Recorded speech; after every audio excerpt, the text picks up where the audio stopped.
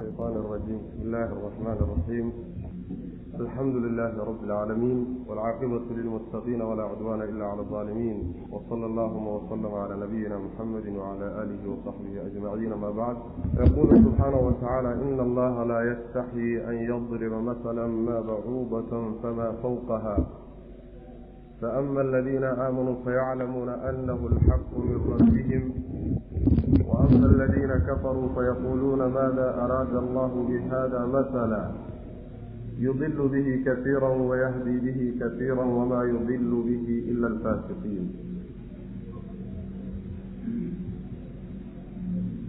وعكسنا في النبي سورة البقرة وحدثين وقبل لمن يعاوى سورة لحية اللواتنات وأنا درسي صدحات.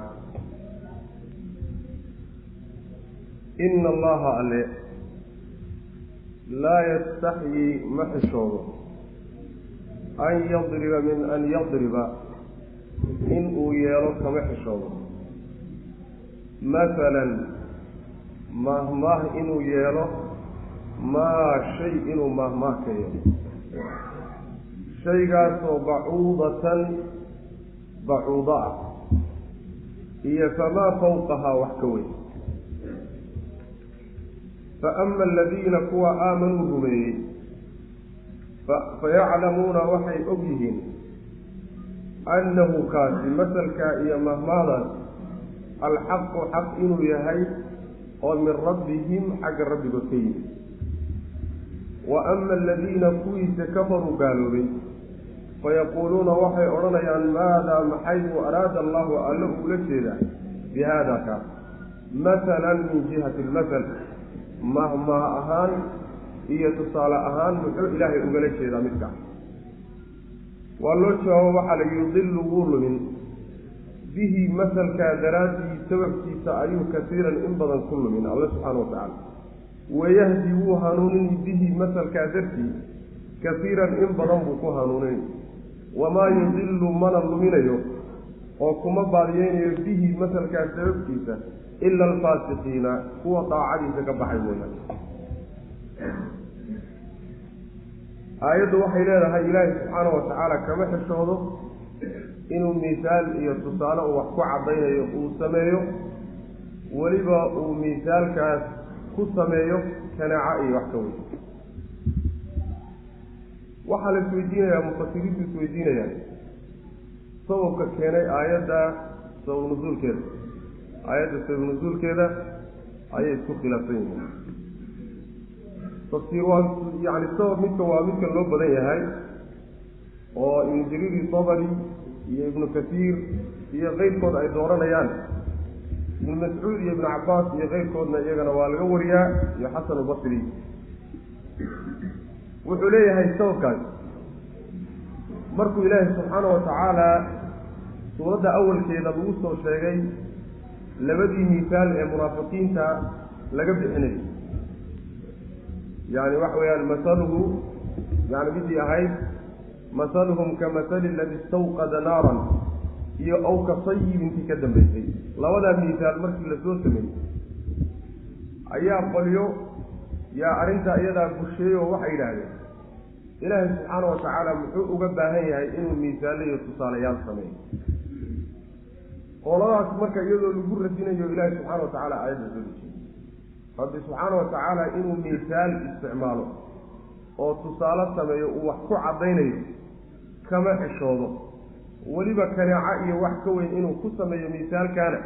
رب سبحانه وتعالى كمؤ الحشونه وليها سأل قرة دينه والرأي إستقع المجرية من كثير يا دوستي حيالي يعني سياق آيات القرآن كي آياته سوها اللي آيات كل حرس سوى نزول كالكاس الله الحري ساسو كلو كفي عين ولو إليهين ومثل استقع وحويا وصوه كلو مشهور وكتب تفسير في القرآن إلهي سبحانه وتعالى مركو القرآن كدحس كل شيء إليهين باشا عارضا ليلا ومثال كدقي sidoo kaleeto daqsigana uu sheegay isagana misaal ahaan quraanka uu saaro ayaa qolo ictiraadayda waxay yiraahdeen محو إله سبحانه وتعالى أقبها إله سبحانه وتعالى قدر في سواوين منا يعني وحويان إنه هذا كان عائيو وعنش هذا معناه يعني دقسئيو عنكبوت إيو وحيالها إنه جيب وصل الله هذا المثال كذبه إله سبحانه وتعالى وإسكلوه هذا وكويه قدرك ربي سبحانه وتعالى أنت قوليها سامرك لقول ردنا يو ربي سبحانه وتعالى أقول جوابي يا أيها الذين آمنوا ضرب مثل فاستمعوا له إن الذين تدعون من دون الله لن يخلقوا ذبابا ولو اجتمعوا له لذاتهم لذكر له وحوي مثل الذين اتخذوا من دون الله أولياء كمثل العنكبوت اتخذت بيتا يعني وحوي عارضة لو هذا المثال مركب الله سبحانه وتعالى سميه مركب بشيانه إلى هذا الله سبحانه وتعالى ما دام وينهي وكونها إنه معناه وحوي دبوا صلى الله عارئيه يعني دقسئيه وحيالها أن قيمها لا يروح قيمها لو تئل عليها شيء كان كذا قال الله تعالى مرتين أيضا وتصير كله وقتادة يقول يلا بدورنا لكن وحوي السياق مركب الله فيه إن معناه وحويان لا يفتح عليها المدى إن الله ألا لا يستحي كما أوحشوض أن يضرب من أن يضرب إن أوياله ضربه بمعنى جعله بمعنى صيره مفعول كذي كباد وحويان مثلا توي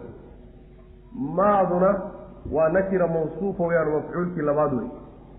بعوضة نوحي صفاؤتها هاي نكرة ماء إعراب تاسين مرينا لكن لو إعرابه كلام يشوف كثيرا إن الله ألا لا يستحي كما حشوض أن يضرب إن أوياله مثل إيا مهماه إن أوياله ما شيء مثل كياله شيء قاسو بعوضة شيء قاس أو بعوضة كناعة إيا فما فوقها وحي كوين شيء قاس أما كناعة هذا أما هكوين هذا إلهي إنه مثال أسوقاته أو وحكم مثاله ربي كما يحسن سبحانه وتعالى لا يستحي سيدة ذا إنه بداية عنه يعني وحويان وحي كمتهاي صفات الأفعال بكمتهاي ربي سبحانه وتعالى مشيئتي في إرادتي في كتع الضايق الشوتك وامد إلهي أقل سبحانه وتعالى الشوتك أسي ومد إلهي جلال كيسي قدر كيسي عظمتي سأوق الموت مدك ابن آدم كأما مخلوق وكاليس معها سيدي إذا إن لقلنا فتقلي الصفة إذا سيدي أنكسهم برني يعني وحوى يخادعون الله وهو خادعهم سيدي أنكسهم برني وكاليس رب سبحانه وتعالى أمرك كمحي شوض إنه مثال هذا كسميه يعني كان عضا يوحي كوين maxaa lay miisaalka markii uu sameeyay quraanku aad buu miisaalada iyo tusaalayaasha u adeegsadaa xikmad iyo ujeedo weyn buu kaleeyahay shaaricu markuu adeegsanayo miisaalaha maxaa yeelay macnuu ku cadeynaya macna la doonayaa in lagu cadeeyo xaq baa lagu doonayaa in lagu bayaaniyo sidaa daraadeed bayaaninta xaq la bayaaniyana shay laga xishoodo ma aha waa shay macnaha wax weey qiimo leh shay macnaha liito oo laga xishooday ma aha rabbi subhanahu wa ta'ala marka kama xishoodo إن كناعة وحكوين مثال قسم يا ربي سبحانه وتعالى فما فوقها مركز ما يشو آيات دولاد فوق هذا بعض المفسرين وحي إليه وحلقوا ذا فما دونها كناعة وحي خير وإن كنت ما دار لغة عربية فوق أو بمعنى دون لقوة يعني فوق هذا أصل كذا وحي لذا شيء كسرين كوين أما معنى أهان أما حسيانا كسرين لكن وحي كل ما انكرتها فوقه بمعنى دون وكل ما انكرتها بمعنى دون او فما فوق وحي نقول مركا انه مثال الله كسميه كناعه iyo wixii ka yar kama xishoodo rabbi subhanahu wa ta'ala tafsiirkaas بعض المحققين ayaa laga soo guurinaya Kisaa'i Abu Ubayd iyo qoliyaha dooranaya macna tafsiir karo ibn Jarir uu doortay qataadana laga soo naqliyo waxa weeyaan in sideeda lagu daayo oo la yiraahdo fama fawqaha كناعة يوحي كوي إلهي سبحانه وتعالى إنه مثال كسمية كما حشوه سيدا معرق مركز كما مثال كمركو الله سبحانه وتعالى سيدا يسميه ذاتي مركز الله بطري وزء أكسميه قولوا وحويا المؤمنين ومثال كي أي فهميان وتشددي لك الله هاوي قرانيان way rumaynayaan inuu xaq xagga rabbigood ka yimid yahay ayay u qaadanayaan saasay u guddoonsanayaan ayagoon bushi iyo diiddo midna macnaa wax way isku dayin qoladaa ilaahi subxaana wa tacaala wuxuu tilmaamay inay hanuun helayaan hanuunkii horey hanuunsanaayeen bay hanuun kaleeto siyaadsanayaan fa ama aladiina aamanuu fazaadathum iimaanan ilaahi subxana wa tacala aayad kale waa kii ku dhahay iimaan iyo macnaha hanuun bay u kordhinaysaa rumayntaa ay rumeeyeen ilaahay masalkii iyo tusaalihii uu bixiyey iyo fahankaa ay fahmeen shayga la miisaalinayo iyo waxa lagu miisaalinayo iyo ujeeddada laga leeyahy qolana waxa weeyaan ilaahi subxaana wa tacaala wuxuu ku tilmaamay in ay kuwaas kuwo ka gedisan ay yihiino waxa weeyaan ayaga kuwaasi waa ku baadiyoobayaan oo way ku lumayaan oo waxay odhanayaan muxuu ilaahay ula jeedaa subxaana wa tacaala markuu miisaalkan iyo waxyaalahankaasi wax ku miisaalinayo maxay tahay ujeeddada uu leeyahay miisaal ahaan shaygankaasi uma qalbo macnaha waa inkirayaan oo waa diidayaan oo waa la yaabayaan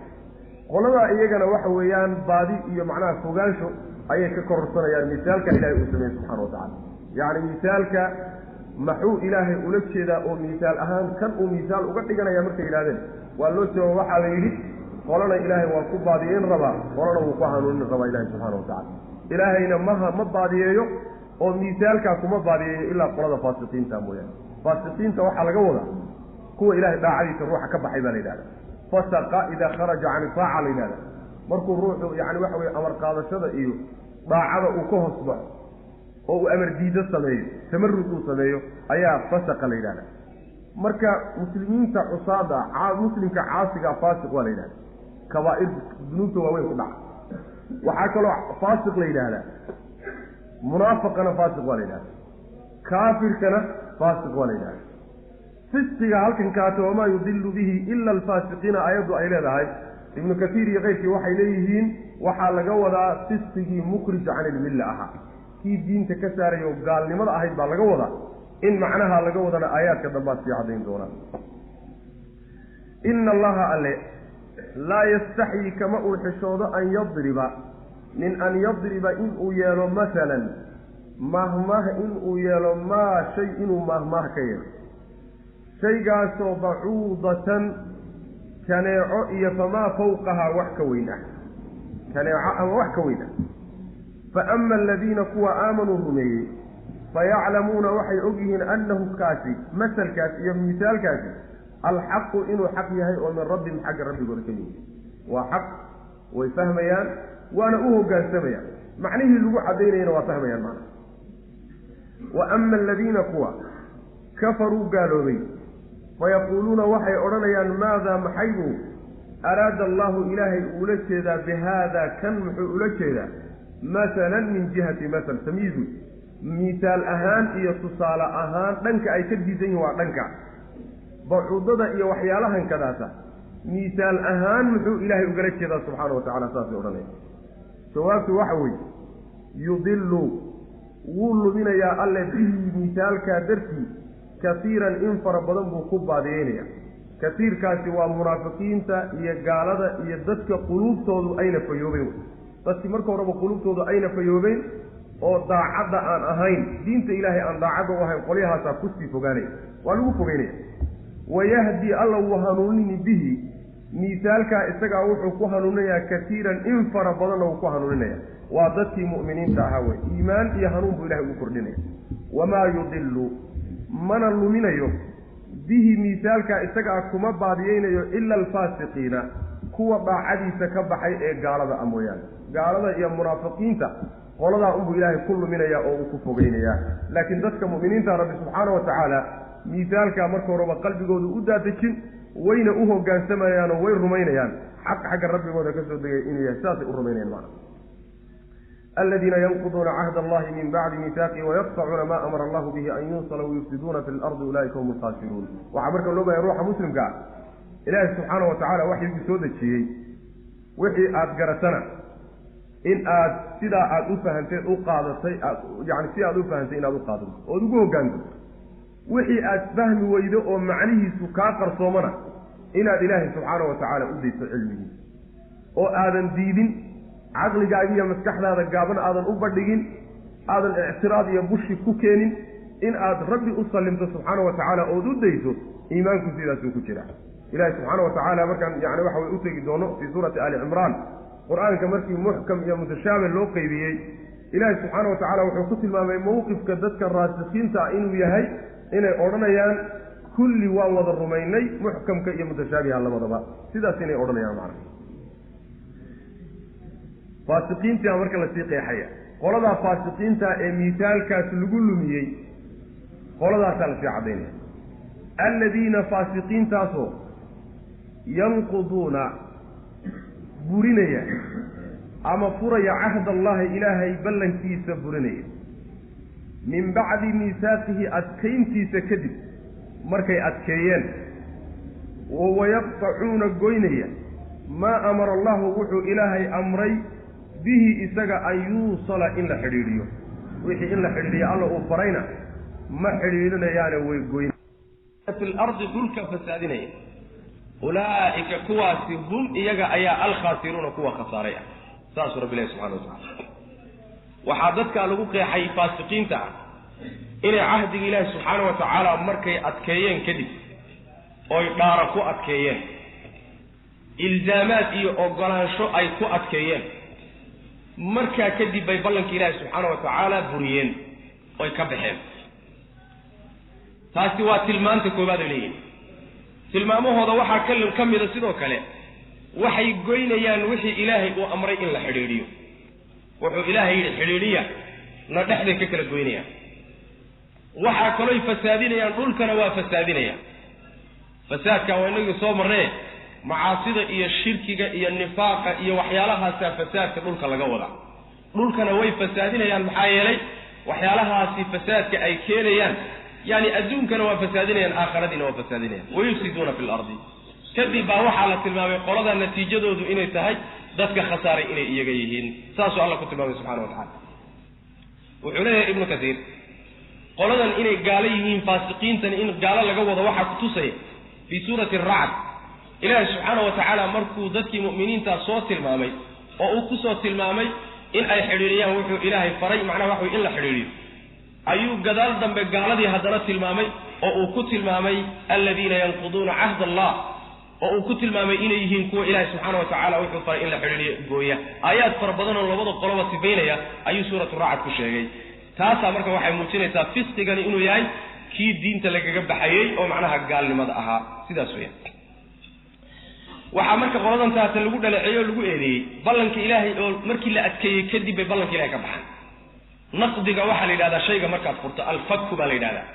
وحنا غالبا الله استعمالها حرق الجنسيديس حرق مركز انت اللي جنتو أفرطه أيا ليلة نقض وحا مركز لقد يا إلهي بلنك أي لقل الحرق أي وذا الجنتين يجي الرب سبحانه وتعالى حرق جيبا انتي أسوى الضبامرين بي مركز فرين ليستو أجاها الجنتين هذا وبلنك الرب لقلين بي سبحانه وتعالى كبحين شدد ليه سلاسو بلنك سمحوها مركز بلنك إلهي لقلين أي كبحين محوها دور معنى بوشيغي ابن كثير دور قول بوشيغي كل وذ هالقول بالغا ودا ديكرا waxa la oran kara ahdiga ay ka baxeen wuxuu awaaki Allah uu ka qaaday subhanahu wa ta'ala wixii uu amrayna inay ka amar qaataan wuxuu ka reebeen inay ka reebtoomaan burinta iyo ka bixitaanka ballanka ay ka baxeen waxa weeyaan dhaqankii bayna la imaanin taasi waa macno kale waxa weeyaan ahlul kitaabka laga wada oo aayadu la hadlaysaa nimanka ahlul kitaabka ballantu ilaahay ka qaaday wuxuu ahaa kitaabkii tawradaha inay raacaan nabi maxamed sallallahu alayhi wasallam haduu yimaadana inay isagana macnaha ay rumeeyaan ka bixitaanka iyaguna ay ka baxeen waxay noqotay inay tawreedna ay garab maraan nabi maxamed sallallahu alayhi wasallam tilmaamihiisi ay bedelaan kadibna ay beeniyaan taasay noqotay burinta ay ballantoodii buriyeen waxa kale jiray isagana tafsiir oranaya waxa ay buriyeen ee ballanka ilaahay ee la galeen waxa weey أدلة الوحدانية وإله سبحانه وتعالى كونك أوداديي كونك واحد داسن أدلة إيا علاموين واوين والرب وحدانية دي سير ربوبية دي سكتوسي يعني وحويان ملكا إيو صمدا إيو قرحة إيو ضيحة إيو وحلوة أدلة وحل هذا كوني علينا أما معجزات كأي رسوش الله إيمانيا كواسا بلنا أو بلن وحي كويهين معناه وحويان سيدي وحل يوبلن قليل أو كليه كدغي كبحيتانك أي بلنك كبحينا وحويان الدلة هي معجزات كاسي وحي أي كتوسيين أي فهمين أيين أوه قانسمين أو يديرين معجزات كي أنبياء أولي ما دين نواديرين adilladii kownka safxadiisa ku taalayna wixii ay ka fahmeen ma aysan qaadanin macnahaana waa macno kale wey macno kaleeto afraad baa jiro waxaa laga wadaa cahdigan kii maalintii lagu jiray aadam dhabarkiisa ilaahay intuu ka soo qaaday carruurtiisa ballantii uu ka qaaday waidaa akhada rabbuka min bani aadama min duhuurihim duriyatahum waashhadahum calaa anfusihim alastu birabbikum qaaluu balaa yani waxaan ugu tegi doonaa fi suurati alacraaf kulligood waxaa la odhan karaa macaanidaasoo dhan aayadda waa soo gudagelaya maxaa yeelay kulligood waa rabbi oo addoommo loo noqdo subxaana wa tacala hadday noqoto kii macnaha dhabarka layskaga qaaday aadam markii lagu jiray hadduu noqdo macnaha waxa weeyaan in macnaha ma'muuraadka iyo manhiyaadka la fuliyo hadday noqoto in kutubta ilaahay lagu dhaqmo hadday noqoto aayaadka kawniga in laga macnaha wixii laga fahmay macnaha la ictiqaadiyo oo lagu dhaqmo kullu dalika macnaha isku macno unbay noqonaysaa sidaas way ballanka ilaahay subxaana wa tacaala ay la galeen ay ka baxeen ballanka waxaa kaloo soo gelaya ballanka ay makhluuqaadka ilahay la galeen makhluuqa ballanka aad la gasho haddii aad ka baxdo ilaahay baa ku amray ballanka inaad fuliso maadaama aad ka baxday ballanka ilaahay inaad ka baxday ood buriso oo kaleetaad ka dhigan makhluuqa ballankiisuna waa ballanaad ilaahay subxaana wa tacala la gashay maxaa yeelay magaca ilahay baa lagu galaa inta badan waxaa kaleeto iyagana ka mida tilmaamahooda waxay yani goynayaan wuxuu ilaahay amray in la xidhiidhiyo muxuu yahay waxaas yani waxay goynayaan qaraabadii in la xidhiidhiyo uu rabbi faray subxaana wa tacaala fahal casaytum in tawallaytum an tufsiduu fi lardi watuqaicuu arxamakum ma mudantihiin oo ma laga yaabaa haddii aad ka jeesataan diinta ilaahay in aad qaraabadii iyo raximkii iyo wixii inaad xidhiidhisaan laydin faray aad goysaan goyntooduna waxa weeyaan in waxtarka iyo ixsaanka iyo kulli laga gosto macnaha isaga waa macnaha qataada waqab ibnu jariir baana dooranaya macno ka guda weynna mufasiriinta qaybta kala sheegaya oo macnaha la yidhaahdo waxa ilaahay uu amray in la xidhiidhiyahay waa ka guda weyn yahay qaraabo xidhiidhin oo masalan waxaa soo gelay allah wuxuu amray subxaana wa tacaala isaga iyo innaga in aan ku xidhiidhinno aan rumayno iyo addoommo oon u noqono ambiyada inaan kulligood wada rumayno oon kulligood ku xidhiidhinno iimaanka oo inaan kala goynin in aan waalidiintii biriga ku xidhiidhinno in aan mu'miniinta walaha iyo macnaha waxa weeyaan walaha aan siinayna aan ku xidhiidhno aynaan goynin macno kaa ka guda weyn bay marka waxa weeyaan mufasiriinta qayb kale u samaynayaan kaas hadda moodaa inuu fiican yani waxa weya wayaqtacuuna maa amara allahu bihi an yuusala shaygaa allah uu amray in la xidhiidhiyo macnaha qaraabadu waa soo gudagelaya laakiin waa ka guda weyn aladiina kuwa faasiqiintaasoo yanquduuna burinaya cahd allahi ilaahay ballankiisa ayay burinayaan min bacdi miihaaqihi ballanka baxa dadka oo ballan lala galo oo laga baxay munaafiqnimay keentaa faacqabahum nifaaqan fii quluubihim ilaa yawmi yalqawnahu bima akhlafu allaha maa wacaduuhu ballanta ilahay oo subxana wa tacala laga baxa munaafiqnimay keentaa bal ballanka buxba waxa weeyaan astaamaha munaafiqa lagu yaqaan nifaaqa camaliga midkaan kusoo sheegi jirnay weeyaan waa in marka dadka muslimiinta aayada isaga ilaaliyaan inay ballamaha ka baxaan ballan wixii aad la gasho waa inaad ilaaliso wayaqdacuuna waxay goynayaan maa amara allahu wuxuu alla amray bihi maaga an yuusala in la xidhiidhiyo wuxuu alla amray wayufsiduuna waxay fasaadinayaan fi lardi dhulka kuwa fasaadinaya wey ulaa'ika kuwaasi hum iyaga ayaa alkhaasiruuna kuwa khasaaray iyaga weeyaan bu rabbi ilahi subxaana wa tacala maxaa yeelay waxyaalaha ay samaynayaan cidhibxumada ka imaanaysa iyo ciqaabta ka imaanaysaa iyo cadhada ilaahay ka dhalanaysaa iyagoon bay ku gooni noqon doontaa cidin la wadaagi mayso kayfa takfuruuna billahi wa kuntum amwaatan faaxyaakum uma yumiitukum uma yuxyiikum uma ilayhi turjacuun kayfa sidee baad takfuruuna u gaaloobaysaan billaahi alla seed ugu gaaloobaysaan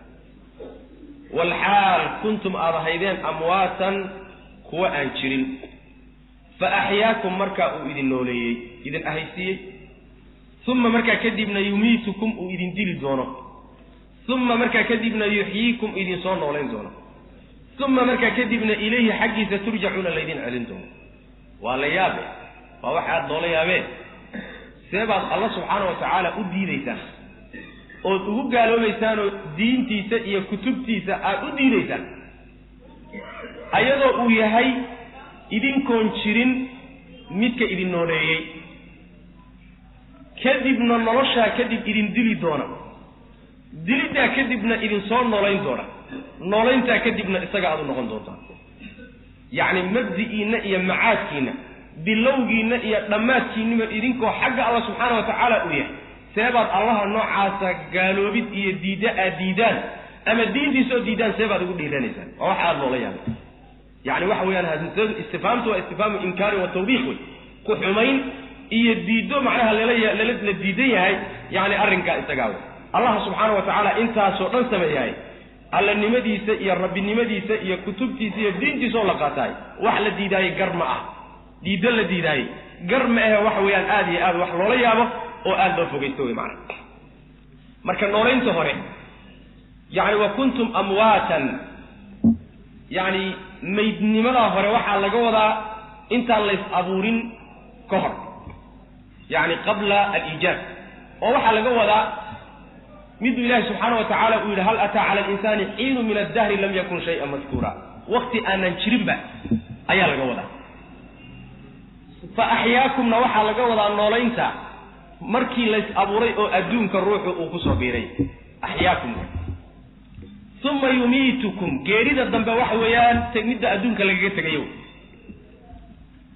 thumma yuhyikum nooleynta dambana waxa weeyaan waa midda qubuurta laga soo baxayo bacsiga thumma ilayhi turja'una waxa weeyaan marka meelaha la banaanka carasaadka qiyaamada la istaago meelaha la maro ruux walba ilaahay uu soo taagi doona subhanahu wa ta'ala waxa ka rabbi baa loo laaban doona sidaas macnaha ay ku fasirayaan جمهور المفسرين أي كفسر ابن كثير معناه ابن عباس ابن مسعود يعني ابن جرير الطبري يسداسي معناه كفسرين وحين لما أنا نقص النقول سامرك آيات القرآن كإله سبحانه وتعالى أوليه ربنا أمتنا اثنتين وأحييتنا اثنتين فاعترفنا بذنوبنا يعني إله الله بقور بعد ندي شيء الله بقور نواد من نورس الله بقور الذي لا يمد ومدي هو أنت الله أمورين باحد مد الدمنا ومد أدون كجتين labada goor la nooleeyna waxa weeyaan midina waa midii adduunka ku yimaadeen midina waa midii ay aakhira ku imaanayaan oo qubuurta lagaga soo baxayo weey Allah marka sida idin sameeyay inaad ku gaalowdaan in kama munna rabbi subhanahu wa ta'ala inaad ku kufridaan oo ku gaalowdaan sidaas weeyaan kayfa sidaba takfuruna ugu gaaloobaysaan billahi Allah sayid ugu gaaloobaysaan kufrigaasi ama ha noqdo juhud diido ilaahi subhanahu wa ta'ala jiritaankiisa la diido ama ogolow ilaahi jiritaankiisa لكن إن الدين تيسي يطلقن كسودة شيء وهجان ستديد متى يدوني بها النقطة سبب الله قالوا بسان والحال كنتم على هيدين أمواتا كوا أنشرين فأحياكم مركا كذب وإذن أهيسيو إذن نوريي ثم مركا كذبنا يميتكم وإذن دير دونه أدونك إذن طافين دونه ثم مركا كذبنا يحييكم إذن صار نولين دونه مركي أدمتان كذب حياة البرزخ يعني نرشات قبرك كذب أيو إذن صار دونه ثم مركا كذبنا إليه حقيث أيا ترجعون الليلين علم دونا تفاصيل كلا توصيلا أهين وضعيفة كلا هو الذي خلق لكم ما في الأرض جميعا ثم استوى إلى السماء هو الله انت أمرك لسوي أيا ولي وحالتي وضع إله سبحانه وتعالى وحياله الضوامضة أقلي يعني وحياله إروقلي إيا آيات كي سواوين إيه كونك إيه ديلها هي آدو فوقين إيه إنه قالوا برب سبحانه وتعالى وحاسو رنبو إذين قلي ما وحو إذن كم متائنات انكتار رب سبحانه وتعالى ما وحو إذن كم متأمركو إذن سيئ إلى خلافتان ما وحو إذن كم مضيع رب سبحانه وتعالى وحو إذن كرم إلى كل عذاب أصبوا إنت أصلا إذن قلي هو الذي متكوي خلق أبوري لكم إذنك ما شيء إذن أبوري في الأرض دولك دحديثا جميعا أمانتي حال إيها ماغا وحل واحد دولك دحديثا دولك دشيثا يو الله إذن أبوري سبحانه وتعالى ثم مركا كذبنا استوى أله أقستي إلى السماء حق السماء أي أقستي السماء أي مركا كذب أجسدي فسواهن مركا سو سماوات كي أبوري 7 سماوات تضبط محل أيهن وهو ألنا بكل شيء وحور با عليم متي أكسوه يا رب سبحانه وتعالى سيدا سو وحور بكوه يا وحبا إليك يقرصوني الله ومتك قلوك الله واحد دوشي سسارا إذين أبوري وحلا واحد دولك بشوي سسارا أيو إذن كدرتين وأبوه معناه هذا وحوي وحياله إله إذن قريبا وحا كمدا إنه وحيالها دولك بشوي سسارا منافعات كينا يا مصالح دينا وأبوه إلا تكون انتفاع لهم بالله وأبوه سبحانه وتعالى مركو انت وحلا واحد دوشي سسارا ودن وأبوه يعني وحوي دولكي نباتات كيسي جيريهيسي بوريهيسي حيوانات كيسي يعني وحوي دور جوجتيسي إلهي سبحانه وتعالى وحو أبوري إذنكو إذن أبوري خلق لكم ما في الأرض جميعا ساسو رب الله سبحانه وتعالى وحلقات آيات wuxuu idin u abuuray idinku u abuuray waxa dhulka dushiisa in waxyaalaha dhulka dushiisa ee adduunka dushiisa saaran asal ahaan ay xalaal inoo yihiin xayay idinka la idin abuuray bale wixii marka uu sharcigu ka aamuso oo uusan odhanin shaygaasi waa xaraam inuu xalaal yahay waxa ku tusaya waaba la inoo abuuray maadaama idinka la idinku talagalay oo la idinku manaafacaadkiina iyo masaalixdiina lagu talagalay la yidhi macnaha waa idin bannaan tahay wixii marka sharcigu uu ka soo reebayo uu doonayo inuu macnaha wax weeyaan xarimaayo waa inuu caddeeyo yidhaahdo kaas waa la idinka xarimay sida khabaa'istoo kaleeto waxyaalaha khabaa'ista xilxuka oo kaleeto sidaasa macnaha wax weeye aayaddu ay ku tusayso markuu ilaahay dhulka abuuray iyo wax alla waxa dushiisa idinka dartiina u abuuray ayuu markaa kadib samada alla u qasay subxana wa tacala uma istawaa ila samaa istawaa kelimada la yidhahdo waxay ku timaadaa ilaa 3 macno waa ku timaadaa 3 macnoba waxay ku xidhan yihiin xarfu jarka ka dambeeya istawaa ay ku gudbayso 3dooduba quraanka ku yimaadeen waxaa timaada istawaa oo ilaa ku gudbayso sida meesha hadda aan taagano kale uma istawaa ila samaa fasawaahunna 7 samaawaat istawaa hadii ilaa laga dambaysiyo waxay macno tahay bimacna يعني قصد وأقبل يعني وقصد وأجسدي يلا معناتها هذه إلى لقدم بيصير وحكلته أي كتم هذا استوى أو على كدم بيصير استوى على العرش وكلته لتستوى على ظهوره وكلته معناها أصلا وحى لهذا على وارتفع شيء مركز ككر نقطه أو تكسر مرته أي معناها استوى على الشيء اللي استعماله quraanka ayadana adeegsaday talabaadi waxa weeyaan in la isticmaalo istawaada iyadoon xarafna wadanin wax xarafaba kama dambeeyo walamma balaga ashuddahu wastawa aataynahu hukman wa ilma hadayna xarafna wadanin oo xaraf ka dambeeynin istawaadu waxa marka loo isticmaalaa bimaana al-kamal wa tamam shaygu markuu dhamaystirmo oo uu taam noqdo leeyahay istawa wa ekaaday macaanida dhowrka aba waa ku timaada istawaad halkan marka macnaheedu waxa weeyaan thumma istawa wuxuu u qastay alle ila samaa'i samadii buu u qastay fasawaahunna markaas wuxuu ka ahaysiiyay 7 samaawaat 7 sawu ka ahaysiiyay yani hada tiraado sawa bimaana ja'ala ama sawaahunna bimaana khalaqahunna wa aburay alle 7 samaawaat hal ay 7 sameeyeen waa Allah aburay subhanahu wa ta'ala ayadu marka waxa ku cad dhulka abuurkiisa dhulka iyo waxa dul yaala abuurkiisa iyo abuurka samada koode horeeyay ayadu waxay tilmaamaysaa inuu ka horeeyay dhulku inuu ka horeeyay abuurkiisa marka kadib samadu abuurkeedu dambeeyay 7 samiya abuurkooda inay dambeeyay waxa la macnaha aayada iyaduna suuratu fussilat ku timid qul a innakum la takfuruna billadhi khalaqa al-ardha fi yawmayn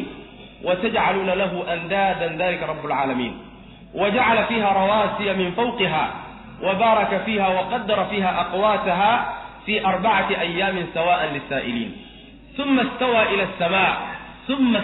إلى السماء فسواهن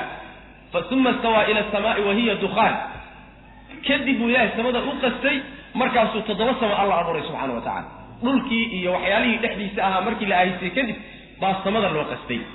آيات ذاتنا مدن يقول معناتها أي لمعناتها آيات كاليتا أيضنا جرتو سورة النازعات كتنت وإله سبحانه وتعالى أوليها أأنتم أشد خلقا أم السماء بناها رفع سمكها فسواها وأغدش ليلها وأخرج ضحاها والأرض بعد ذلك دحاها سمدي مركل الشيغي يفيدين تدي يعني أبو رستدي اسمه سمد مركل لغورنا يعني قرح دي إفتين كدي مجد كدي مركل لو سمي أي مركل كدي وحال والأرض بعد ذلك دحاها marka kadib waa Allah dhulka fidiyay aayadana zaahirkeeda waxa ka muuqda fidinta dhulku inay ka dambeysay abuurida samada iyo dhismaheeda sababka lagu jamcinaya ra'yiga ibn kathir araab badan bay culimadu sheegeen laakiin ra'yiga ibn kathir ayaan maraynaa waxaan jeedaa ibn abbas ibn kathir uu ka soo naqlinaya wuxuu leeyahay waxa laga wadaa suuratu naazi'aat aayada ku timid yaani dahyiga waxa laga wadaa labadan aayadood ee hore macnaha ay ku tusayaan dhulka iyo waxa dushiisa abuurka ku horeeyay sidaana culimadu dhan baa isku waafaqsan buu ibn kathir aayadana waxa lagaga jawaabayaa suuratu naazi'aat ku timid abuurka waxa ku horeeya dhulka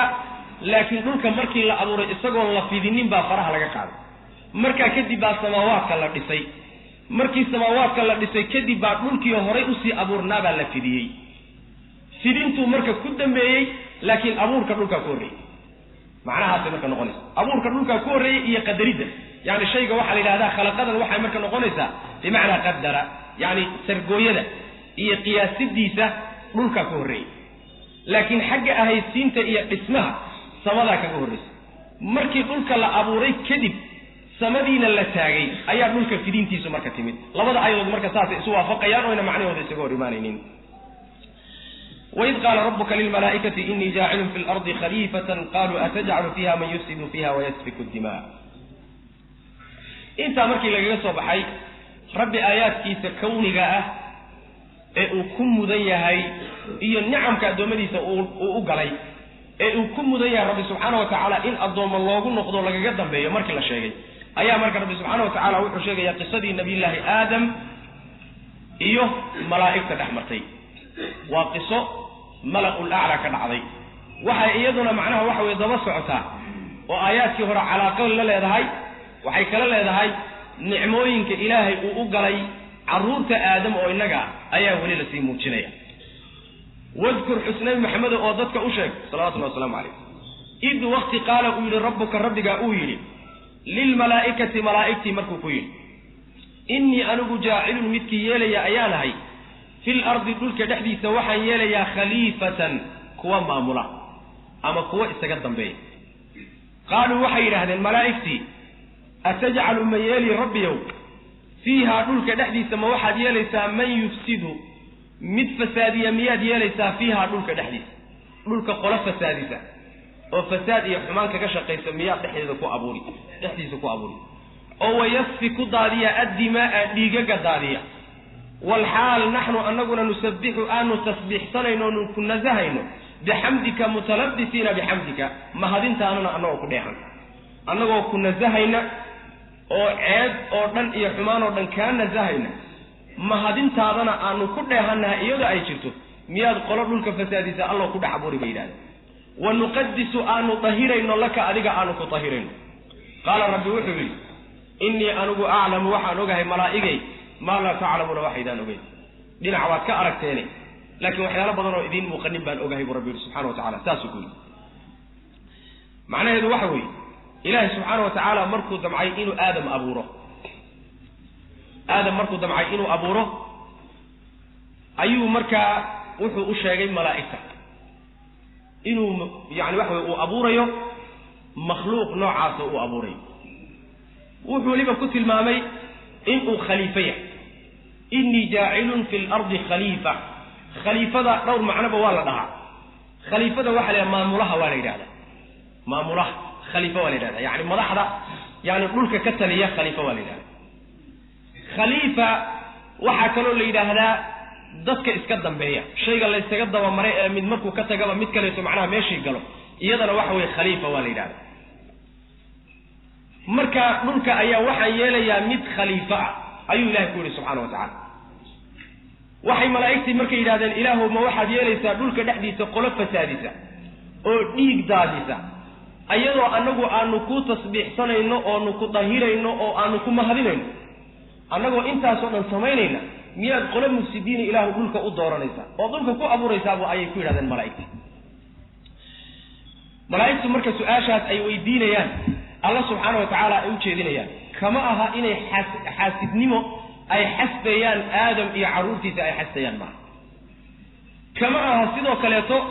إن إله سبحانه وتعالى يعني وحوي أرنكو دوني إن الاعتراضان والكهر تقالنا أيضا كما أها محايا لإلهي بكتل الله سبحانه وتعالى إن أين هبيرات عصيان إيو معناها الدنبي أوسى الملائكة كدعين لا يعصون الله ما أمرهم ويفعلون ما يؤمرون ujeedadoodu marka wax weeyaan sida mufassiriintu leeyihiin malaa'iktu su'aasha waxay u jeedinayaan waa su'aal isticlaam wa istikshaf an al-hikma leh yaani hikmada ilaahi uu yeelayo iyo ujeedada ka dambaysa taasay ka cadaysan rabaan kaas ilaahu noocaade ayay leeyihiin cilmi talabi cilmi iyo macnaha wax weeyaan siyaasi umay ka wataan mooyaan laakiin wax weey ilaahi amarkiisa ka hortaga oo arrinkiisa diida ama aadam xasda isma laha malaa'igtu oo kuma jirto qadcan sidaas weeyaan maxaa laga wadaa marka khaliifatan khaliif baan dhulka dhexdiisa yeelaya markuu alla leeyahay subxaanahu wa tacaala waxay leeyihiin khaliifada waxaa laga wadaa laba tafsiir baa ku jirta taqriiban in la yidhahdo khaliifadu waa aadam dhulka waxaan yeelayaa aadam baan yeelayaa khaliifadu marka waxay noqonaysaa mid dhulka maamulo oo amarka ilaahay dhulka ku fuliya macnahaasi waa mid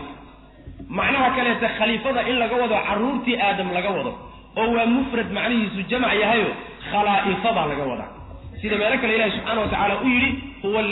alladii jacalakum khalaa'ifa fi lardi khalaa'ifa marka aadam iyo carruurtiisii baa laga wadaa ee aadam keliyata ma aha carruurta aadam baa laga wadaa oo macnaha dhulka isaga dambayn doona qola markay ka tagtaba qolo kaleeta maamulka dhulka uga dambayn doona oo sidaasay isaga dambayn doonaan macnaha dambe ayuu macnaha waxa weeye ay dooranaya ibnu katiir uu dooranaya aayaadka qur-aanka ayaana ku tusaya khaliifada in laga wado mufrad macnihiisu jamc yahay oo khalaa'ifa macna kuwa dhulka isaga dambeeya ayaa dhulka ku abuuri doonaa bu ilahi subxana wa tacala waxaa kaloo macnaha isagana rajaxaya haddii ujeeddadu ay aadam tahay malaa'igta uma qumanaateen inay yidhaahdaan atajcalu fiiha man yufsidu fiiha wayasfiku dimaa maxaa yeele aadam nabiyullaahi aadam dhulka mana fasaadinin dhiigna isagu kuma daadinin xumaan lama imaanin sooma lakin carruurtiisa way waxa la imaanay marka khaliifatanta carruurta in la yidhaahdo oo mufrad bimacna jamca luqada carabiga iyo qur-aankana aad buu ugu yimaadaa mufrad jamc laga wado sidaasaad macnaha waxa weeye inay fiican tahay aad moodaa macnaha wadkur xus id waqti qaala uu yihi rabbuka rabbiga lilmalaa'ikati malaa'igta uu ku yidhi innii anigu jaacilun mid yeelaya ayaan ahay fi lardi dhulka dhexdiisa khaliifatan kuwa isaga dambeeya maamulkiisa ayaan yeelaya maamulkiisa kuwa isaga dambeeya oo qoloba qolo uga dambayso isdhaxla kuwaasaan yeelaya qaaluu waxay yidhahen malaa'igtii atajcalu ma yeelaysaa allow fiihaa dhulka dhexdiisa ma waxaad yeelaysaa man yufsidu mid fasaadiya fiihaa dhexdeeda fasaadintu macnaha macaasidow oo wayasfi ku daadiya addimaa dhiigaga daadiya yacni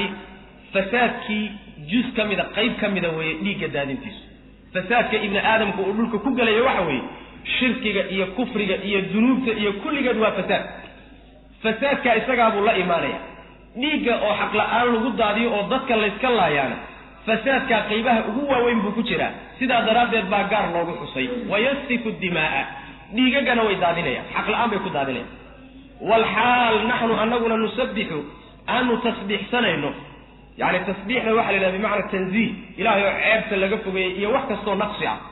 bixamdika mutalabisiina bixamdika mahadintaada annagoo ku dheehan haddana aanu ku mahadinayno wanuqadisu aanu dahirayno laka adiga aanu ku dahirayno annagoo tasbiixdaada iyo taqdiistaada iyo xamdigaaga u taagan miyaad qolo mufsidiina dhulka yeelaysaa waxoogaa marka waxaad moodaa inay yani laga dhadhaminayo inay leeyihiin annagaa moodaa inaan ku habboonaan lahayn dhulka maamulkiisa iyo macnaha amar fulintiisa iyo khilaafadiisa in aanu qabanno maxaa yeele annagaa salaax iyo wanaag iyo macnaha taqdiis iyo tasbiix ka shaqaynayn sidaasaad moodaa macnaha waxa weye inuu tacbiir ku tusay qaala wuxuu yihi allah subxaana wa tacaala isagoo u jawaabaya malaa'igta innii anigu aclamu waxaan ogahay maa laa taclamuuna waxaydaan ogeyn yacni masaalix fara badan oo abuurka aadam iyo carruurtiisa ku jirtaan ogahay idinkasta aydaan ogeyn dhanka fasaadka iyo xumaanta ay la imaanayo macaasida unbaad ka aragteen laakiin masaalix fara badan baa ku jirta masaalixda ku jirta waxaa ka mid a ilaahay rusul buu ka soo saaray oo wuxuu ka soo saaray ambiyuu ka soo saaray oo saalixiin buu ka soo saaray sidiiqiin iyo shuhaduu ka soo saaray yacni wuxuu ka soo saaray dad cubaaduu ka soo saaray culimuu ka soo saaray dhankaa isagaa iyo fawaa'idaas badan ee ku jirtaay waxaasoydaan ogeyn baan ogahay buu alla ugu jawaabay subxana wa tacala innii aclamu maa laa taclamuun dhan keliyad macnaha ka fiiriseen laakiin dhanka marka laysgarab dhigo maslaxada ku jirta iyo mafsadada ku jirta maslaxada ku jirtaa ka weyn weya macnaheeda wacallama aadama alasmaa'a kullaha su-aal marka waxaa la isweydiiyaa malaa'igtu seebay ku ogaatay in aadam iyo in macnaha carruurta aadam ay dhulka fasaadin doonaan yacni su-aashan xaggee ka keeneen qolo dhulka fasaadinaysa seed ugu abuuraysaa yacni qur-aanku kama hadlin wax xadiidoo sheegayana ayadana mufasiriintu maysan soo aroorinin culimaduse mufasiriinta tafsiirka ka shaqeeyaay waxbay sheegaan in la iskaga gaabsaadasa fiican wacallama wuu baray aadam ayuu baray halkan ilahay marka wuxuu doonayaa inuu malaa'igta u muujiyo jawaanibtii ka qarsoontay qaybo ka mid a dhinacyihii ka qarsoomay ee masaalixda abuurista aadam ku jirta dhinacyihii qaybo ka mida inuu tusuu alla doonaya subxana wa tacala oo fadliga aadam uu leeyahay uu u muujiyo kadibna carruurtiisa qaybo ka mid a ay yeelan doonaan wacallama alla waa baray aadam ayuu wuxuu baray nabiyullaahi aadam alasmaa'a magacyihii ayuu baray kullahaa dhammaantood magac jiro oo dhan ayuu baray wax walba iyo magaciisa laysu saaray waxaa la yidhi shaygan kadaata magac hebel baa la yidhaahdaa shay walba iyo magaciisiibaas yani waxa weye nabiyullaahi aadam ilaahay uu baray uma markaa kadibna caradahum yani carada almusamayaat magacyaha waxyaalihii lahaa ayuu alla bandhigay cala almalaa'ikati malaa'igtiibuu u bandhigay ma aha magacyihii in malaa'igta loo bandhigay ashyaadii magacyaha lahayd ayaa malaa'igta loo bandhigay oo la tusay faqaala markaasaa wuxuu alla yidhi ambi'uunii ii warrama malaa'igtiyey biasmaa'i haaulaa'i waxyaalahan kuwan magacyahooda iiga warrama ii sheega kuwan magacyahooda yacni caradahumtii markaa waa musamayaat waxyaalihii magacyaha lahaa waxyaalihii inta la hordaadiya waxaa la yidhi oo loo soo bandhigay bal kuwan magacyahooda ii sheega in kuntum haddaad tihiin saadiqiina kuwa run sheegay run sheegiddaa in kuntum saadiqiina macnaheeda iyo carruurtiisu inay fasaad dhulka ay ka shaqayn doonaan ama idinku yani haddaad ku run sheegayaan sheegashada aad sheeganaysaan inaad kaga habboon tihiin inaad macnaha khaliifo dhulka ka noqotaan taa haddaad ku run sheegaysaan bal arrinkaa isagaa ii sheeg qaaluu waxay idhahdeen malaa'igtii subxaanaka nasahnaantaada nusabixu subxaanaka ilaahu nasahnaantaada iyo ceebka fogaantaada ayaanu kugu nasahaynay laa cilma wax garasho ah lana annaga nooma sugnaanin ilaa maa callamtanaa wixii aadna bartay mooyaane wixii aad adiguna bartay mooye cilmi kale iyo aqoon kale oo leenahay ma jirto waxyaalahaadna bartay kuma jiraan innaka adigu anta adigu alcaliimu midka cilmiga badan baa tahay alxakiimu ee haddana falsan shay walba meesha loogu talagalay ka dhigaa tahay alla macnaheedu waxa weye malaa'igtii marka waa qireen iyagoo ilaahay nasahaya subxaana wa tacaala tansihiisa ku halqabsanaya ayaa waxay yidhahdeen ilaahu cilmi uma lihin mana garanayno waxaadna bartay mooyaane waxyaalahana waxaadna bartay kuma jiraan cilmi kaamil dhammaystiran adaa iska leh xikmadna waad leedahayoo abuurka aadam iyo carruurtiisa xikmad bay ku salaysan tahay way qireen marka xikmaddaaday ku salaysan tahayo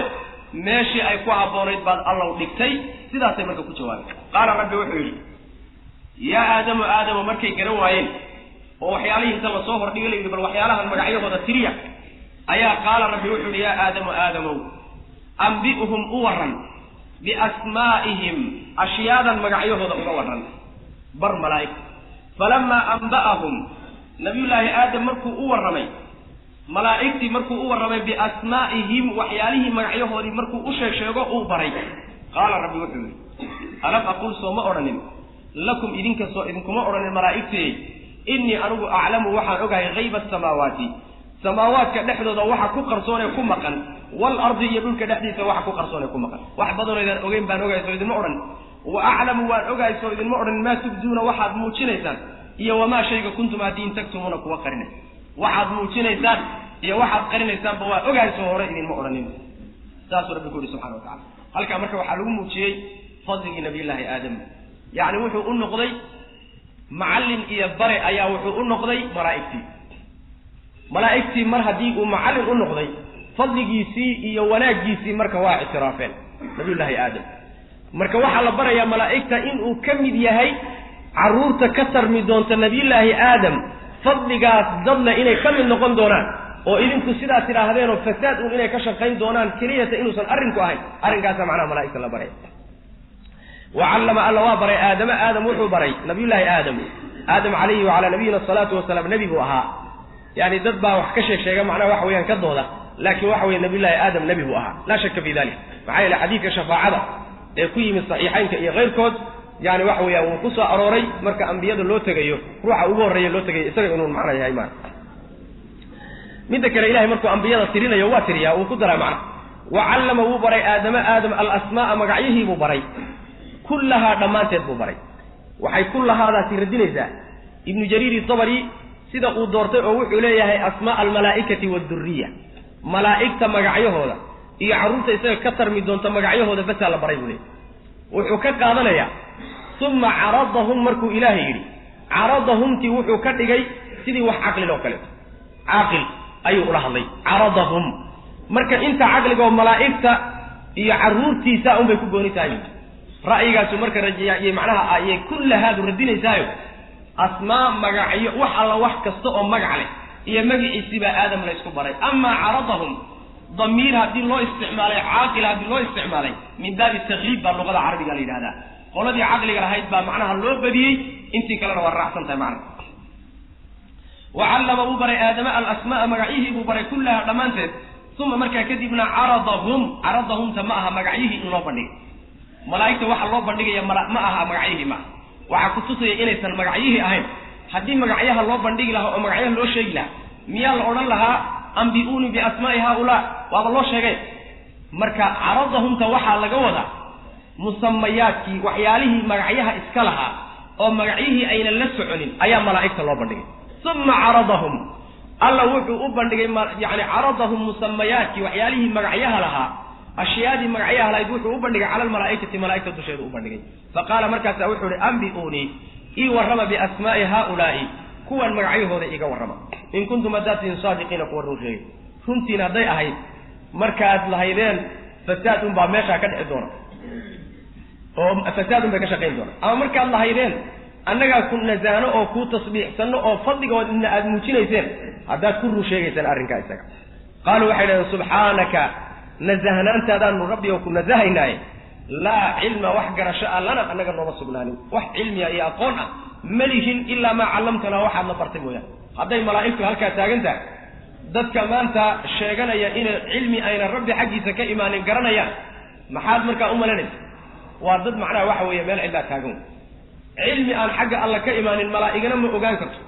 رسولنا ما أجانكرت أنبياء ما أجانكرت ابن آدم كنا من باب أولى يعني أنت كلا ابن آدم كقصة هذي وكسي حق شرا سيدا درجة العلم وك الله بري سبحانه وتعالى ذات كبري كتبتي زي كتاب معنا وحوي أنبياء يسودك يسوق قديم marka sidaasi aadaabtaasi waxay tahay malaa'iktu aadaabta ay martay waxa laga doonayaa ruuxu wuxuu san garanaynin inuu aadaabta ka maro maynan qardaje in malaa'ikta marka la yiri ma taqaanaan wax mana aynan iskallifin si dib yar baa waxay u yiraahdeen la ilma lana illa ma 'allamtana yani waxa weeye waana yani wax su'aal aad u qiimo badan weey waxa la garanaynin ma garanaynin inaad ku jawaabto macna إنك أدو أنت أدو الله العليم مثل علمك بدنه وحبا إنك قرصونين أدوي الحكيم هذا فلسا شيء والبنا ماشي وكوها بونا أضاء ربي يعني وحويان آدم أبوه كيسو مركا إن حكمتك صليتان تاي مركات المامية قال يا آدم أنبئهم أورا ملائكتي بأسمائهم وحيالها اسمك عيهود أورا فلما أنبأهم ملائكتي مركو آدم أورا بأسمائهم magacyahoodii markuu uga warramay waxyaalihii loo bandhigay magacyahoodii markuu uga warramay oo uu baray qaala wuxuu rabbi alam aqul soma oranin lakum idinka inni anigu a'lamu waxaan ogahay ghayba samaawaati waxa dhexdooda waxa ku dhex maqan ee ku dhex qarsoon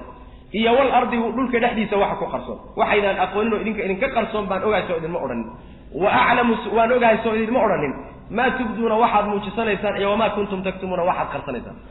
waxay muujisanayaan waxa la leeyahay mubasiriintu ku fasirayaan wa hadalkoodii ay yiraahdeen ataj'alu fiha man yufsidu fiha wa yasfiku ad-dima taasi waa waxay muujiseen wama kuntum taktumuna waxay qarsadeen ilaahay uu og yahay qalbigooda ku jirana waxay leeyihiin qaarkood waa ibliis qalbigiisa wixii ku jiray oo kibirka oo la soo saarido wama kuntum taktumun kibirka qalbiga ibliis ku jiray oo marka malaa'ikta ka tirsana weeyaan waxa ay qarinayaan la muujin doonana sidaas macnaha waxa weeyaan waxa ku fasiray mufassiriinta qayb kamida oo macnaha mujaahid iyo saciid ibn jubayr iyo yani ibn jarir tabari nasaas dooranaya oo macnaha wama kuntum taktumuna qabl qalbiga ibliis wixii ku jiro kibira taas laga wadaa bilay qolana waxay leeyihiin ma waxa laga wadaa waxa ay qarinayeen waxooga qalbigooda waxa ku jiray makhluuq kasta ilaahay haduu abuura inay iyagu ka fadli badan yihiin oo ka fiican waxooga qalbigooda saasa ku jirtay qayb mufassiriinta kamida sheegay waxa ay qarinayeen alla ogaa kadibna uu muujiyay inuu makhluuq ka cilmi badan uu iimaan karayo taas weeyaan bay mufassiriinta qayb kamida oranayaan wa qulna lil malaa'ikati isjudu li aadama fasajadu wa qulna lil malaa'ikati isjudu li aadama fasajadu illa iblisa aba wastakbara wa kana min al kafirin ba'dama loo muujiyay fadliga nabiyilaahi aadam uu leeyahay alayhi wa ala nabiyina salatu wa salam iyo wanaaga caruurtiisa ka iimaan doona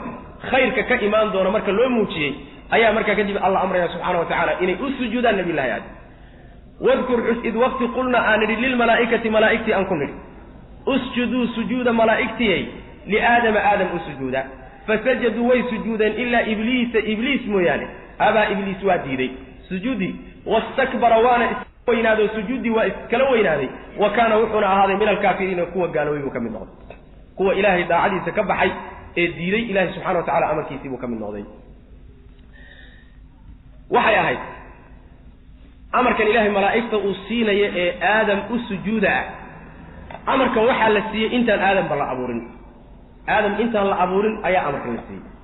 سيدة إلهي سبحانه وتعالى في سورة الحجر وكلها وإذ قال ربك للملائكة إني خالق بشرا من صلصال من حمأ مسنون فإذا سويته ونفخت فيه من روحي فقعوا له ساجدين يعني وحن أبوري دون مخلوق أنك أبوري دون روبضا نوعات أنك أبوري دون مركان أبورو دعا إذنك أسجود سن دعا إلهي كوري سبحانه وتعالى مركان أبورو إنت الله أبورين با مركان أمرك لسيئة ملائكة سيدا سويا مركي أمرك لسيئة ملائكة كل قدوا سجودين إبليس أيا إساقو ديدي سجودا إيدا كبير بانا كو حنباري إن سجودا ديدو يسلوينا كدب له حكم النقضي كو قال الله أبو يكم النقضي بالله سبحانه وتعالى وكان من الكافرين واذكر إذ وقت قلنا أن للملائكة ملائكتي أن كن لأسجدوا سجودا مركا ملائكة الأمر يوم يعني قاد مفسرين تكمل وحي إليهم بمعنى الخضوع بعد قولا وخضوع اسدليه معناها سوى معنى لغا في عين سجودا إن أصل كذا لغو حنبارا في عين أصل كذا إن لغو حنبارا أو محايد يقول سجودا يعني سجودا سوى إلهي كليجي إسكاملا إلهي إسكالا هذا أمري إني ملائكة آدم السجودا سو الله إسكالا سبحانه وتعالى عدو دون مسينكم لا عضونا سيدي هذا ما وحوي وأمرك إلهي ونفليه مرهدو إلهي السجودا يلي أمر قال شدا أي كأمر قاتين إيضا طاعة تكلم دينه هوري الدين تأنكو الرئيسي سجود waxay kamid ah waxyaalaha la isku salaamo marka doonayso ruux inaad salaamto oo qadarisood weyneynayso inaad u sujuudaa banaanayso sidaas way banaanayd laakiin diinteena la saxday waa ka Muaad xadiiska Abu Daawud fi min sahiha Muaad markuu u tagay Room u tagay oo uu arkay iyagoo madaxdooda iyo boqoradooda u sujuuday oo uu salaatay nabiga markuu yimi sallallahu alayhi wasallam waa kii u sujuuday nabigu u sujuuday markaas uu nabiga sallallahu alayhi wasallam waxa uu kalifay marka leeyahay ayuu yiri nabiga Ilaahay oo kuwo boqorro oo aan waxba ahayn ba waa loo sujuudayaa soo adigu kama mudnid buu nabigu marka waa u diiday sallallahu alayhi wasallam sujuuda Ilaahay baa iska leeyahay marka diinteena la saxday sujuudan marka macnaheedu asalka in lagu xambaaray yaani waxa wax diidaa haba yaraatay ma ay jirto oo sideeda loo daayo macna wadkur hasid waqti qulna an lil malaa'ikati اسجدوا سجودا لآدم آدم السجودا فسجدوا مركز سجودا إلا إبليس مويان فسجد الملائكة كلهم أجمعون وفي آية كلاحة وحكها رمشية الملائكة كل قدوا سجودا إلا إبليس مويان أبا إبليس وادي دي يعني وحويان أو وحو دي دي إنو سجوده سجودي أيو دي دي واستكبر وانا إسلوين هذي وكان وحو أهذي من الكافرين كوا قال ذا أبوك من أهذي يعني waxa ku kalifay wastakbaradu waxay tilmaamaysaa sababkii ku kalifay inuu diido amarka Ilaahay subhanahu wa ta'ala kibir buu ahaa kibir ayaa ku kalifay isla weynan inuu diido Ilaahay amarkiisa subhanahu wa ta'ala ayad kale waa ka Ilaahay ku tilmaamay oo isla weynankaasi wuxuu ka yimid yaani aadam buu iskala weeyahay wuxuu ka faanayaa cunsurka isaga uu ka abuuran yahay iyo cunsurka aadam ka abuuran yahay ayuu wuxuu rumaysnaa inuu cunsurkiisu ka fadli badan yahay hadduu isagu fadli badan yahay oo ka fiican yahayna inay asalka ahayd in isaga loo sujuudo ee mid uu isagu ka fiican yahay u sujuud garma yani waxa weeyaan qiyaas iyo aqli iyo kibir meeshaas macna waxa weeye ka yani waxa weeye ka tilaaba qaaday waa ka ayad kale Ilaahay subhanahu wa ta'ala uu kuleeyahay marka la weydiiyay oo yiri maxaa ku kalifay ana khayrun minhu khalaqtani min narin wa khalaqtahu min tin sagana doobaad ka abuurtay ana waxaad iga abuurtay yani dab baad iga abuurtay dabkiyo dhoobadana dabka ka fiican asalkayga marka ka fiican inuu aniga ii sujuuday marka laba mas'alo ugu horeeyay baa la yiraahdaa ninka la yiraahdo Iblis oo aayada tilmaamay kow waxa weeyaan ruux cunsurkiisa shayga uu ka abuuran yahay ku faana aan hadda luqada casriga ku hadalay qabiilkiisa ku faanay nasabkiisa ku faanay Iblis baa ugu horeeyay xidhmadaas ka dhacday oo ka raacday sidoo kaleeto amarka Ilaahay ninka ga hortaga qiyaas iyo aqli kaga hortaga oo ku diidana Iblis baa ugu horeeyay isagana xidhmadaas ka raacday waa labada shay ee dadka hadda ugu badan ee ilaahay subxaanahu wa tacaala diintiisa ay kaga hor yimaadaana ay ku diidayaan way macna markii sidaa loo tilmaamay ayaa ilaahay subxaanahu wa tacaala markaa yani la fogeeyey ninkii la odhan jiray ibliis markaa asalkiisii xagga abuurka marka la yidhahdo malaa'igta ka mid ma ahayd kaana min aljinni fafasaqa can amri rabbihi buu ilahi odhanaya subxana wa tacala asalkiisii abuurkiisii horeba jinni buu ahaa laakiin malaa'igta waa ku dhex jirayo shaqo ahaan iyo hawl ahaan buu malaa'igta ugu dhex jiray asalkiisu laakiin wuxuu ka ahaa jinni buu ahaa jinniga iyo malaa'igtuna laba cunsur oo kala gedisan bay ka abuuran yihin malaa'igtuna nuur bay ka abuuran tahay jinniga iyo abaalisaduna iyo shayaadiintuna waxay ka abuuran yihiin yacni naar iyo dab bay ka abuuran yihiin nuurkiiyo naarta waxaa u dhexeeya nuurku waa iftiin aan ku gubaynin wax guba ma laha naartuna waxa weye waa iftiin wax gubaya wey qoladani marka iftiin wax gubahayay ka abuuran yihiin qoladana iftiin aan waxba gubaynin ayay ka abuuran yihiin asal ahaanba marka jinku ka tirsanaa laakiin malaa'igta waa iskaga dhex jira sidaa daraaddeed imtixaanka markuu ilaahay imtixaanay malaa'igtii bannaanku usoo booday isagoo kalea la doonaya in meesha laga saaro macna kaana min aljinni fafasaqa can amri rabbihi waa ka ilaahi subxana wa tacala aayad kaleta ku odhanaya waqulnaa ya aadam uskun anta wazawjuka aljannata wakulaa minha ragadan xaytu shi'tuma walaa taqraba hadihi shajarata fatakuna min alظaalimiin markii ibliis imtixaankii uu ku dhacay malaa'igtiina imtixaankii ay ku barmoostay ayaa aadam hadda la imtixaanaya waxaa yimid dawrkii iyo kaalintii nabiyullaahi aadam iyo carruurtiisii baa loo yimid wa qulnaa waxaanu nidhi yaa aadamow uskun deg baanu nidhi anta adiga iyo wa zawjuka xaaskaaguba aljannata jannada degaanu ku nidhi oo wakulaa cuna minhaa jannada xaggeeda ragadan aklan cunitaan ragadan oo waasaca cunitaan ballaadhan oo nooca jannada ka cunaanu ku nidhi xaytu shi'tumaa meel alla meeshaad doontaan ka cuna walaa taqrabaa hana u dhowaanina haadihi shajarata geedanna ha u dhowaanina oo fatakuuna aad ahaataan haddaad u dhowaataan min aldaalimiina kuwa gardarsaday aad ka mid noqotaan yani saasuu ilahay ku uhi subxana wa tacala jannada dega meeshaad doontaanna ka cunteeya wax cuntadaad doontaanna cuna laakiin geeddaa iska ilaaliya waa geed loo tilmaamay haddaad geeddaa cuntaan daalimiin baad noqonaysaan yani daalimiin ayaad noqonaysaan buu rabbi ku yihi subxana wa tacala kuwa gardarsaday oo meeshii la rabay aan ka soo bixin ayaad noqonaysaa meel aan loo baahnaynna wax dhigay sidaasaad noqonaysaa geeddaa markaa nabiyullaahi aadam iyo xawo lagu imtixaanay ee iska ilaaliya la yidhi magaceeda qur-aanku ma sheegin tafaasiirta riwaayaad aad u fara badan iyo geedo fara badan bay sheegayaan wax qur-aana hadduusan ku soo aroorin sunno nabina ayna ku soo aroorin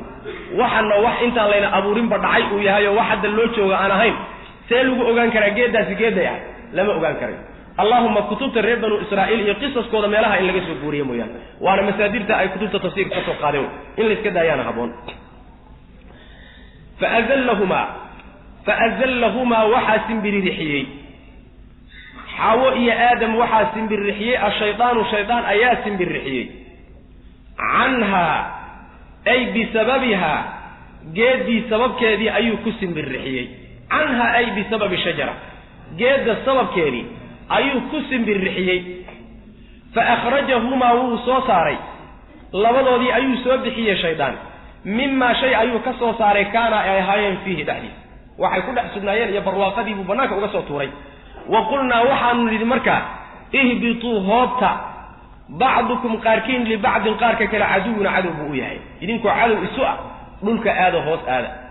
walakum waxaana idiin sugnaaday fil ardi dhulka dhexdiisa mustaqarun meel aad ku sugnaataan iyo wa mataacun waxaad ku raaxaysataan ilaa xiinin muddo intii laga gaadhay saasaa lagu yidhi yacni aadam ayaa ilaahi subxaana wa tacaala imtixaanay iyo xawa waa loo nimceeyey markii hore waxaa la yidhi jannada gala meel alla meeshaad doontaanna barwaaqadeeda ka daaqa mid alla midaad doontaanna waad u fasaxantihiin hal geed mooyaane oo geeddaa iska ilaaliyo geeddaa waa loo tilmaamay takliifta marka u fiirsa takliifta ilaahi subxaana wa tacaala uu kallifay waxay noqotay geeddaa iska ilaaliya takliiftii ilaahay uu kallifay iyo shaygii laga reebay buu marka ibliis ka soo galay xaggiisu kaga yimid wuxuu ka saaray buu rabbi ilaahi subxaana wa tacaala wuu simbirrixiyey oo geeddii sababteedii ayuu ku simbirrixiyey macnaha waxaa laga dhigayaa sidii jannadii intay ka simbirraxdeen oo lugtu u booday inay bannaanka ku dhaceen oo kaleeto markaasuu wuxuu ka saaray barwaaqadii iyo nicmadii ay ku jireen buu ka saaray miduu kaga saariduu ka saarayna suuradaha kale inoogu imaan doonta macna fi suurati al-a'raf qisadu faahfaahsan baa ku imaan doonta sidoo kale fi suurati Taha ayadana qisadu waa ku imaan doonta sidaas weeyaan macna waxa weeyaan meeshu u soo marayna waxay ahayd yani waxa weeyaan waa kii oran jiray hal adulluka ala shajarati al-khuld wa mulkin la yabla aadamo ma ku tusaa geed haddii aad cunto boqortooyo waarta iyo nolol joogta aad ka helayso ma dhiman doontid boqortooyada waad ku waaraysaa halka uu soo maray waliba inta muusan kaga hadhina waqasamahuma inni lakuma la min an-nasihin oo dhaartay ilaahay baan ku dhaartay waxa aan idin sheegay daacad baan ahay